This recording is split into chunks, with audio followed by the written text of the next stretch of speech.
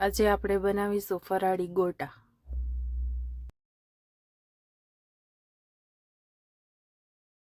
મેં અહીંયા લીધા છે સાબુદાણા, એ પહેલેથી જ ક્રિસ્પી કરી લીધા છે આપણે, અને હવે દળી લેશું એને।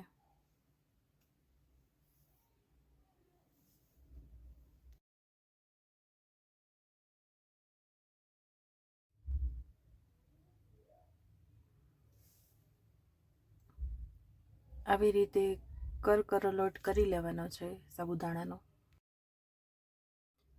અહીંયા મેં શેકેલા સિંગદાણા લીધા છે, એના ફોતરા ઉખેડીને હવે આપણે એને પીસી લેશું।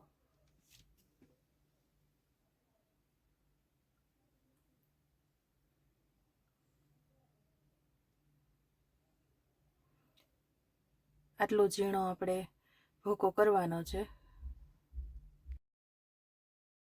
મેં અહીંયા કાચા બટેટા લીધા છે, એને આવી રીતે સમારી લીધા છે આપણે, અને એમાંથી આપણે બનાવવાની છે પ્યુરી।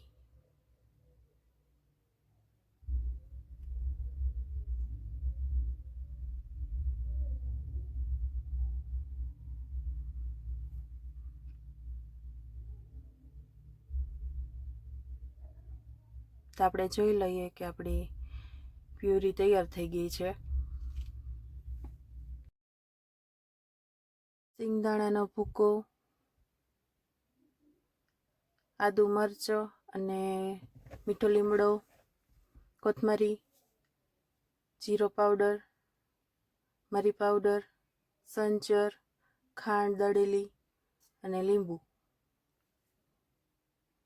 અને બટેટાની પ્યુરી ને સાબુદાણાનો લોટ।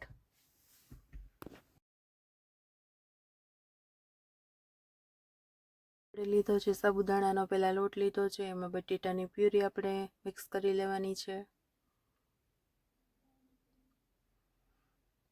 હવે લેશું આપણે સિંગદાણાનો ભૂકો,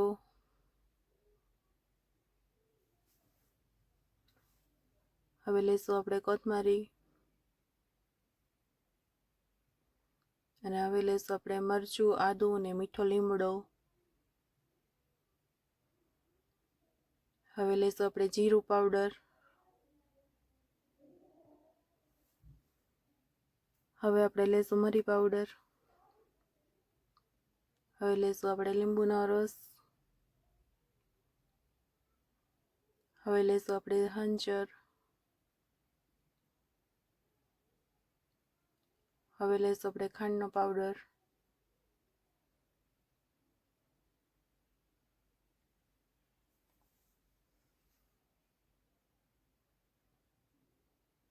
અને હવે આપણે મિક્સ કરી લેવાનું છે।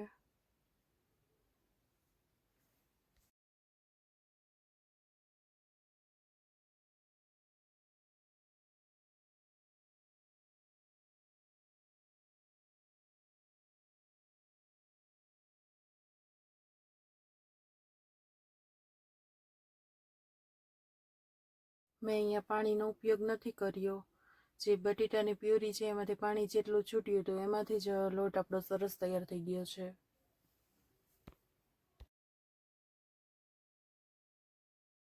આપણે લોટમાંથી ગોટા વાળતું જવાનું છે, ને આવી રીતે તેલમાં એક એક મૂકતું જવાનું છે, અને થોડી વાર માટે એને એમનેમ જ ચડવા દેવાના છે, આપણે હલાવવાનું નથી આમાં।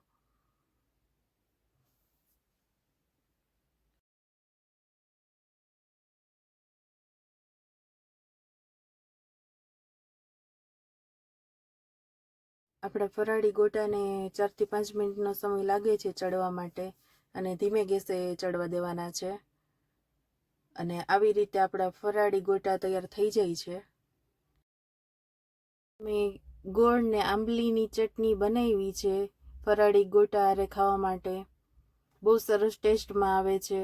અને તમને જો મારો ફરાળી ગોટાનો વિડીયો પસંદ આવ્યો હોય તો લાઈક કરો, શેર કરો અને સબસ્ક્રાઈબ કરો।